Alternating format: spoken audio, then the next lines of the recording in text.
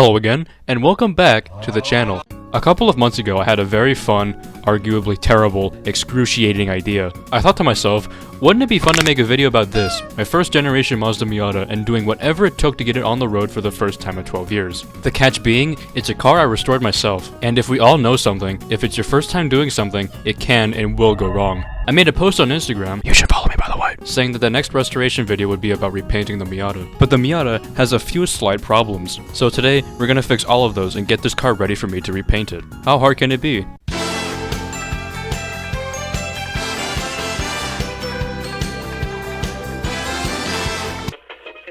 Our first task was getting the charging circuit working properly, as it wouldn't even be able to drive a few miles without the battery dying. So I'm gonna have to fix it myself. Now, was that a good idea? No. It took 2 months, and it would have taken a lot longer if it wasn't for this.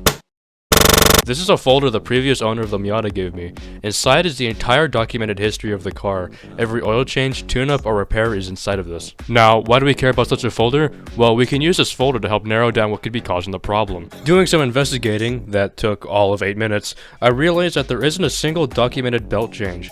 So does that mean that the current belts are the original ones from 1989? Well, there's only one way to find out.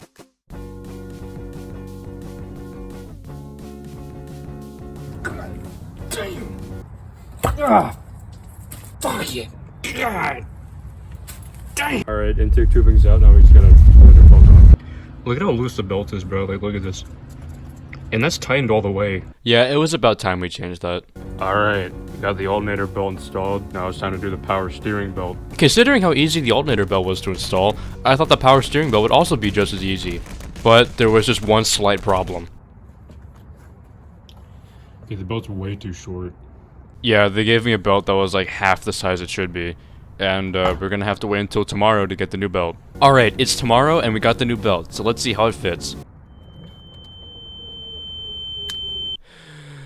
Fuck! Alright, now here's a power steering belt that was bought online.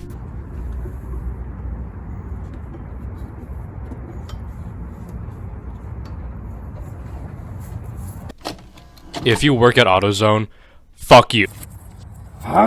Alright, now that that's taken care of, it's time to take care of this nightmare, the Thermo fan switch, or TFA for short. Now, the TFA is what tells the radiator fans to turn on, preventing overheating. But mine doesn't work, so we're gonna have to replace that. The plan is simple. First, we disconnect the 2 hose clamps, take off the 2 bolts, disconnect the wire, and put the new housing on top. Sounds pretty easy and simple, right? Step 1, go over to the Miata. Step 2, bring the Miata over to the garage. Step 3, pry the hose clamp off. Step 4, spend entirely way too long getting the hose off. Step 5, use a socket that's too big. Size. Step 6, use a socket that's too small. Step 7, finally find the right size socket. Step 8, use all the force in your goddamn body to break that bolt loose. Step 9, drop the bolt. Step 10, take the housing off. Step 11, take the thermostat out and break the gasket in the process. Step 12, clean the surface. Step 13, solder the joint. Step 14, do it again. Step 15, look at how fast the sun went down. Step 16, admire your work. Take a look at this engineering right here. Step 17, put it all back together. Step 18, go to sleep. Step 19, take it for a test drive. And just like that, you're ready to rock. Well, that's pretty fucking annoying. I think the main problem is that there's something wrong with this absolute artwork of electrical engineering. I'm not very knowledgeable in this field, so it could take days, weeks, months, years even, to try and figure out, diagnose what the problem is, and yeah, that's right, we're gonna cheat. And so now it's just about time to give it a test run.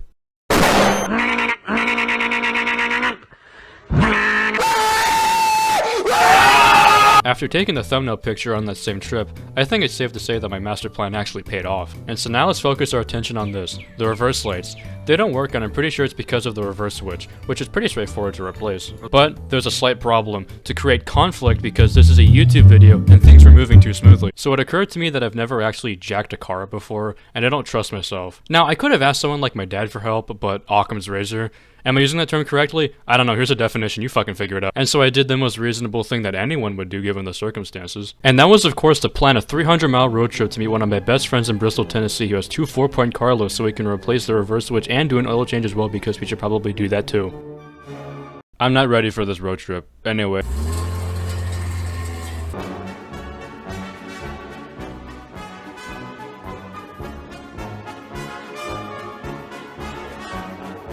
I don't know why I thought it was a good idea to drive 300 miles, especially in an open-top convertible. Every other car around you is so loud, and especially with the wind blowing my hair in my face the whole time. But I can't just turn around now, I've got a friend waiting for me, so I'm gonna get there any way I can.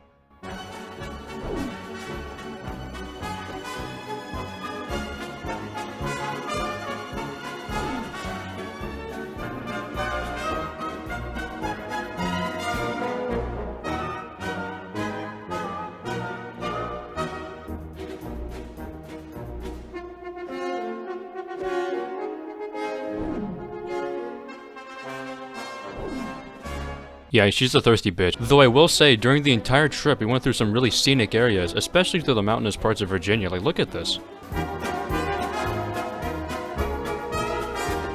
What sucks is, I'm that kind of guy to, like, watch the estimated time go down as we're going on a long road trip, which just makes it, like, insufferable.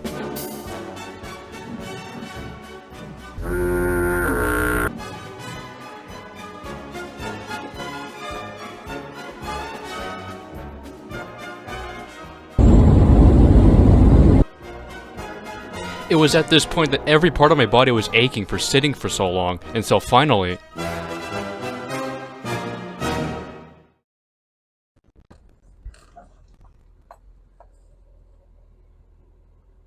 Hello again, and welcome to Bristol. I'm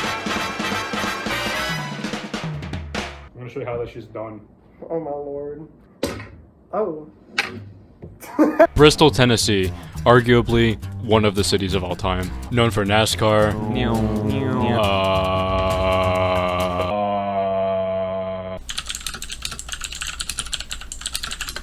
900-year-old cathedral, boat, coliseum, music, and most importantly, my good friend Michael. We'll call him Michael for short. And actually, I met this guy through my Miata videos, like this one to be exact. Did you know that the mouth of the NA Mazda Miata was originally going to be much smaller?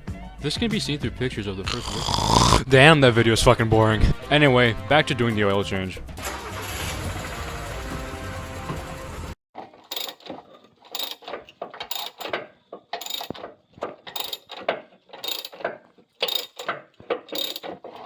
Alright.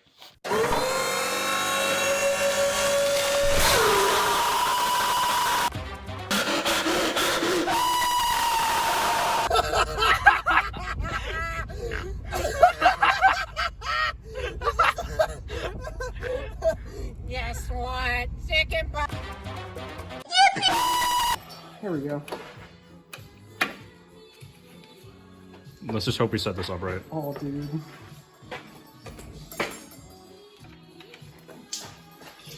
I'm a fucking legend. Motherfucker.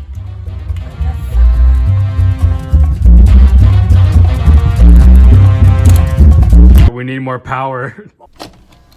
We were actually tightening it instead of loosening it, and that ended up just destroying the washer. We did manage to drain the differential fluid, which stinks like shit, by the way. How bad does it smell? I don't like it. We couldn't find a new washer that would fit properly, so we just took a regular old washer and just drilled it out to make it fit. Give it a shot. Okay, well, it just... I'm sad to say that we only were able to do the motor oil and the differential fluid. It took 20 minutes to do the motor oil, but it took 2 hours to do the differential fluid. And I'm too fucking tired, so we're just gonna do it tomorrow.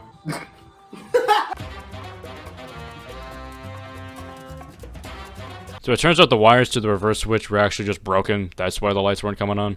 So we just stripped the wires and then made some new crimp connections, and let's see how it works now. Alright, do I do it? Yep.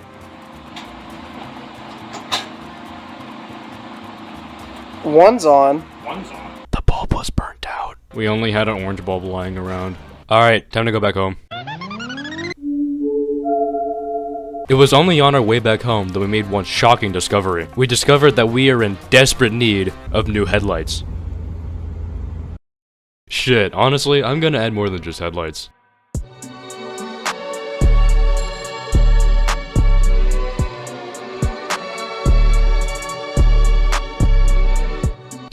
That's right, the Miata now has blinding white LED headlight. LED turn signals and also side markers on the front and back. Also new LED dashboard lights, and would you look at that, it only has 52,000 miles each shit. It also has, oh wait a minute. It also has new LED reverse lights, and if you couldn't tell already, I fucking hate LEDs. For the headlights I wanted to be different, so instead of those like halo headlights that everyone else uses, I chose these really obscure headlights that look just like the original ones except they have an LED light instead. Hey look, it's past Novaline. Did you know it took him over half an hour just to replace one headlight? What a dumbass. Hey man, shut the fuck up, this shit's hard. Make me a little pussy, you can't do shit. I live inside your head, I'm inside your wall. And with some electrical tape and the eviscerated remains of a binder, you too can also make your Miata look like this. For whatever godforsaken reason. Thank you for watching this absolute war crime of a YouTube video. To answer the question at the very beginning of the video, yeah, it was really fucking hard. It took 3.5 months to do this. And, oh, I have a Twitch account by the way. And if you want to see more of this content for whatever godforsaken reason, then check me out over there. And also, yeah, that means that the car is ready to be repainted as well. That's gonna take like months, so don't expect it anytime soon. Okay, bye.